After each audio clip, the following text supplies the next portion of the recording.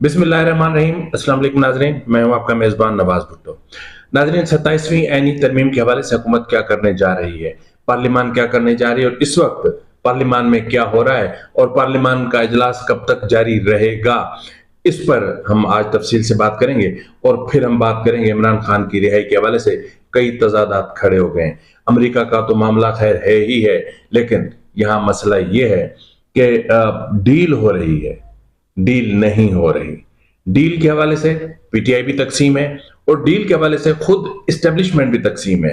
तो इमरान खान की जो रिहाई का मामला है या बुशरा रिहाई की जो बातचीत है वो, और फिर जो बुशरा बीबी की रिहाई, अलीमा बाजी की रिहाई, उस्मा खान की रिहाई, इसके हवाले से मैं पहले भी तफसील से आपसे बात कर चुका हूं।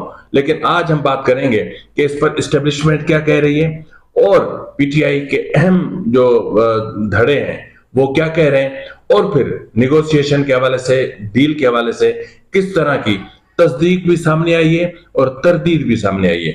और इन उमूर पर भी बात करें, वो दीगर खबरें भी हैं। आपसे इल्तमास, अगर आपको मेरा व्लॉग अच्छा लगे तो मेहरबानी करके मेरे चैनल को लाइक करना, सब्सक्राइब करना और शेयर करना मत भूलिएगा। बेल आइकन दबा दीजिएगा ताकि बर वक्त आप तक मेरे व्लॉग्स पहुंचते रहें। नाज़रीन, सबसे पहले हम बात करेंगे कौमी असेंबली की। कौमी असेंबली में इस वक्त एक बिल पेश हुआ है, वो आपको पता है गुज़िश्ता रोज से ज़ेर बहस है, जिसके तहत कानून नाफिज करने वाले इदारों को यह अख्तियार दे दिया गया है कि वो जो मुल्क दुश्मन अनासिर होंगे उनको 30 दिनों के लिए हिरासत में ले सकते हैं। इस पर तनकीद की जा रही, हता कि ये सबको पता है कि आइन के आर्टिकल 10 के बिल्कुल ऐन मुताबिक है। जो प्रोसीजर आइन के आर्टिकल 10 में दिया गया वही प्रोसीजर इस बिल में भी है, मुतसादिम नहीं है, उसके अंडर है। ये जो चीजें हुई हैं, ये इंसदाद दहशतगर्दी एक्ट की शिक 11 की झेली शिक 4 में ये तरमीम होगी, जिसके तहत ये 90 दिनों के लिए, सॉरी 90 डेज के लिए जो है वो किसी भी मशकूक या मुश्तबा शख्स को जो मुल्क दुश्मन सरगर्मियों में मुलविस पाया जा रहा हो, या जो यानी यूं समझ लें कि मुल्क की दिफा के साथ जो खिलवाड़ करने की कोशिश कर रहा हो, उसके लिए ये चीजें हैं। यहां पर मैं आपको बताता चलूं कि ये बहुत मुश्किल बिल है, ये बहुत मुश्किल कानून साजी है। और इस मुश्किल कानून साजी के हवाले से पाक फौज का मान जाना ये बहुत बड़ी बात है, क्योंकि इस बिल की मंजूरी के बाद पाक फौज को मिसिंग पर्सन्स के मामले से जान छुड़ाना में आसानी होगी। क्योंकि पहले ये जो मिसिंग पर्सन्स का मामला आता था उसमें किसी को कुछ पता नहीं होता था कि जो बंदा मिसिंग हुआ वो कहाँ गया, किसके पास है, कौन से इदारे के पास है, हर कोई एक दूसरे पर डालता था। लेकिन अब ये होगा कि जिसको भी वो कानूनी तहवील में लेंगे 90 दिनों के लिए, उसके हवाले से अदालतों को और हर सबको बताना होगा कि ये हमारे पास है। और इस तरह जो है वो एक मिसिंग पर्सन्स का इशू भी खत्म हो जाएगा। ठीक है, अब पाक फौज भी एक यूं समझ ले कि किसी हद तक इसमें ऑन बोर्ड आ रही है कि अब मिसिंग पर्सन्स के मामले से आए दिन का ये जो इशू है उससे जान छुड़ाई जाए। एक और बिल जो सेनेट में पेश हुआ, कामा कमेटी ने उसकी मंजूरी दी, वो है जजेस की तादाद में इजाफे का। और आपको पता है कि जजेस की तादाद में इजाफा होने जा रहा है और इस हवाले से जो है वो कामा कमेटी ने उसकी मंजूरी दे दी है। अब देखना ये है कि ये उस पर जो है वो अमल दरामद कब होता है, क्या नहीं होता, ये सारी चीजें होने जा रही हैं।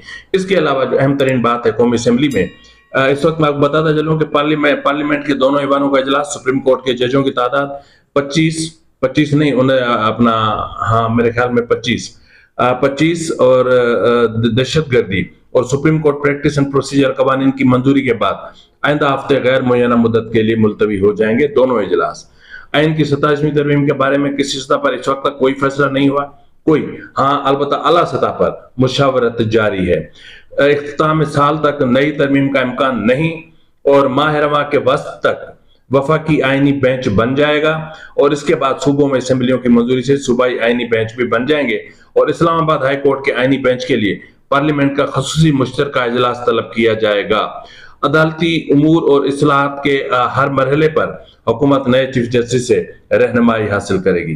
पार्लियामेंट के दोनों ऐवानों के इजलास, सुप्रीम कोर्ट के जजों की तादाद 25 की मंजूरी और इंसदाद दहशतगर्दी के कानून और supreme court practice and procedure ordinance के कानून का दर्जा देने के बाद आइंदा हफ्ते गैर मुय्यना मुद्दत के लिए मुलतवी हो जाएंगे। ये इस तरह चीजें सामने आ रही हैं। इसके बाद आपको पता है कि इस वक्त एक बहुत बड़ा इशू चल रहा है, वो है इमरान खान के हवाले से, इमरान खान की डील के हवाले से, इस्टेब्लिशमेंट के हवाले से। नाज़रीन, मैं आपको यहाँ पर ये बताता चलूं कि इस्टेब्लिशमेंट खुद इस हवाले से तकसीम पाई जाती है, यानी इस्टेब्लिशमेंट भी तकसीम है। और इस्टेब्लिशमेंट क्या चाहती है? इस्टेब्लिशमेंट ये है कि इमरान खान की रिहाई के हवाले से जो मामलात हैं वो मुख्तलिफ सतहों पर, मुख्तलिफ लेवल पर उन पर डिस्कशन चल रहा है।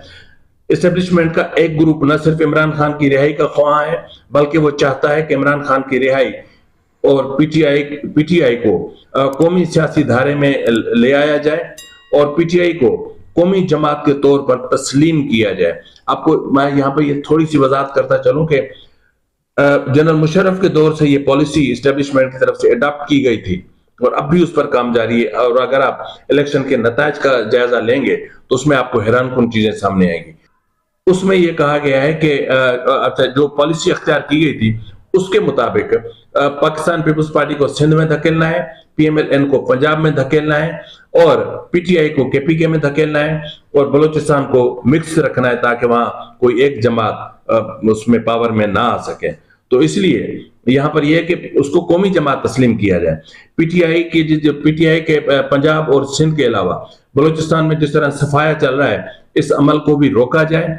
लेकिन इस्टेब्लिशमेंट का दूसरा ग्रुप क्या चाहता है? जबकि दूसरा ग्रुप ये चाहता है कि माशी तौर पर सब ठीक जब तक नहीं हो जाता और इमरान खान मुक्तदरा से समझौता नहीं कर लेता, तब तक इमरान खान को जेल में रखना चाहिए और इमरान खान का जेल में रहना बहुत जरूरी है और पीटीआई को मजीद कमजोर किया जाए ताकि इसमें से एहतजाज की कुव्वत खत्म हो जाए और पीटीआई कारकुनों को जो है पीटीआई के कारकुनों को मुतनफिर किया जाए ताकि उनमें वो पीटीआई से अलहदगी अख्तियार करें और एहतजाज की काल पर पीटीआई के कारकुन सड़कों पर ना आ सकें।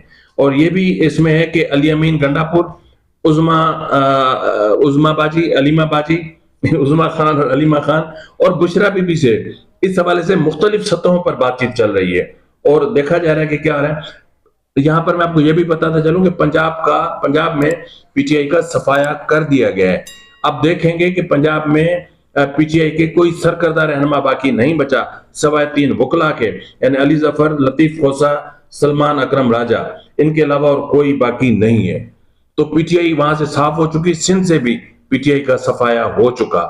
अब डील हुई नहीं हुई, बातचीत हो रही है नहीं हो रही है, इसके हवाले से कई तजादात पाए जाते हैं ना। इस हवाले से जो है वो इस्टेब्लिशमेंट ने एक स्टेटमेंट नहीं दिया, बल्कि द न्यूज के अंसार अब्बासी साहब ने एक रिपोर्ट की है, स्टोरी दी है और उसने इस्टेब्लिशमेंट से राब्तों के बाद ये स्टोरी फाइल की है। उस स्टोरी को मैं जूं का तो पढ़ लेता हूं ताकि कोई इबाम बाकी न रहे। पाक फौज पीटीआई समेत किसी भी सियासी जमात के साथ कोई बातचीत नहीं करेगी और इदारे का मौकुफ पहले ही वाज़ेह किया जा चुका है कि ये सियासी जमातों का काम है कि वो सियासत पर बात करें, मुज़ाकरात करें, रियायत दें और लें। अब पीटीआई और मिलिट्री एस्टेब्लिशमेंट के दरमियान मुमकिन डील के हवाले से जब जारी क्या साराइयों से मुतालिक सवाल किया गया तो एक जरिए ने नाम जाहिर न करने की शर्त पर बताया कि फौज का ऐसा किसी मामले पर कोई लेना देना नहीं है।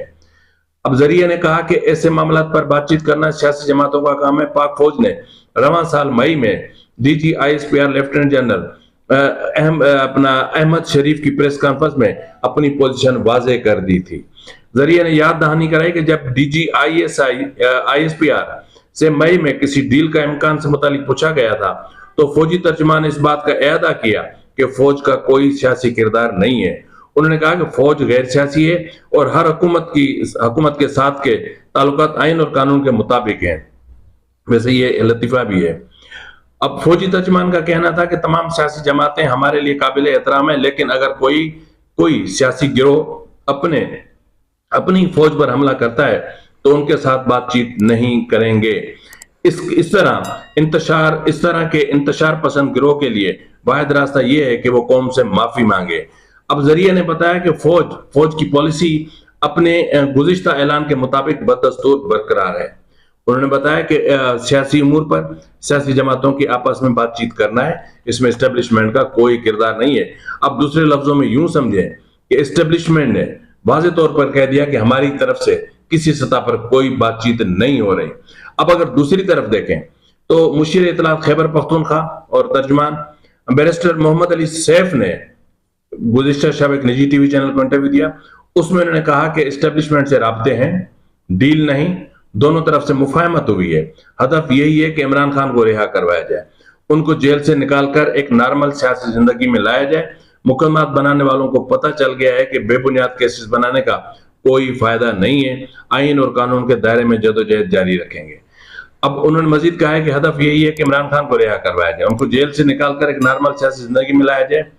और ये भी जो है वो उन्होंने कहा है कि जो मुकदमात हैं वो सब बेबुनियाद हैं। ठीक है जी। अब मजीद कह रहे हैं कि मुकदमात बनाने वालों को भी पता चल गया कि केसेस बेबुनियाद, इनसे कोई फायदा हासिल नहीं होने वाला और आइन और कानून के दायरे में जदोजहद जारी रखेंगे। अब उन्होंने कहा कि इस मकसद को हासिल करने के लिए जो भी रास्ता अख्तियार किया जाएगा वो इसी टारगेट और नीयत के साथ किया जाएगा कि हम इमरान खान को गैर कानूनी हिरासत से छुटकारा दिलाएं। एहतजाजी सिलसिला तो अभी तक जारी है, हमने इसके हतमी खात्मे का ऐलान नहीं किया है। साथ ही साथ जिन लोगों के साथ भी हम समझते हैं कि वो जमहूरियत को दोबारा से अपने रास्ते पर गामजन करने के सिलसिले में कोई किरदार अदा कर सकते हैं, तो इन लोगों के साथ हमारे राब्ते हैं। ठीक है जी। बैरिस्टर सैफ ने एस्टेब्लिशमेंट से राब्तों की तस्दीक की, बाकायदा तस्दीक की, और जमहूरियत को राह पर ला सकने वालों से राब्ता है। एस्टेब्लिशमेंट समेत तमाम फरीकैन से अंडरस्टैंडिंग चाहते हैं। मकसद है कि बानी और दीगर रहनुमा रिहा हो सकें। पीटीआई का हदफ डील नहीं है, केसेस बनाने वालों को खुद समझ में आ गया है, इसलिए बुशरा बीबी की रिहाई के बाद केस नहीं बनाए। एस्टेब्लिशमेंट से भी राब्ते हैं। पाकिस्तान में इस बात से कोई भी इनकार नहीं कर सकता कि एस्टेब्लिशमेंट के तमाम मामलात में एक अहम किरदार है। अब आपको समझ में आ गया होगा कि ये एस्टेब्लिशमेंट में तकसीम क्यों है। एक धड़ा क्यों चाहता है कि मुज़ाकरात हो, एक धड़ा क्यों चाहता है कि मुज़ाकरात ना हो। और दूसरी तरफ इमरान खान अमेरिका से के पास भी भाग रहा है, बरतानिया के पास भी भाग रहा है, ताकि इमरान खान को एक अच्छी डील मिल सके। अब उसमें यह देखना है कि इमरान खान पाकिस्तान में रहना चाहता है या पाकिस्तान से बाहर जाने के ख्वाह है। तो बहरहाल पीटीआई के अंदर भी तकसीम है, और मैं पहले भी कह चुका हूं कि पीटीआई का एक धड़ा ऐसा भी है जो कहता है कि इमरान खान बाहर ना आए, क्योंकि इमरान खान के बाहर आने से पीटीआई पर इस धड़े का, इस गिरोह का कब्जा खत्म हो जाएगा। और यही वजह है कि कब्जा बरकरार रखने के लिए इंट्रा पार्टी इंतखाबात भी नहीं करवाए जा रहे। अब मामला बुशरा बीबी के सुपुर्द कर दिया गया है, इमरान खान की तरफ से भी, और जिनसे नेगोशिएशन चल रही थी उनकी तरफ से भी। अब देखते हैं कि इस मामले को कहां तक ले जाया जा सकता है, या मामलात, मुज़ाकरात या मुफाहमत या डील या ढील या इसको जो भी नाम दें, वो किस हद तक कामयाब हो सकते हैं। फिल वक्त के लिए इतना ही, मिलते हैं अगले प्रोग्राम में, तब तक इजाजत दीजिए। फी अमानिल्लाह।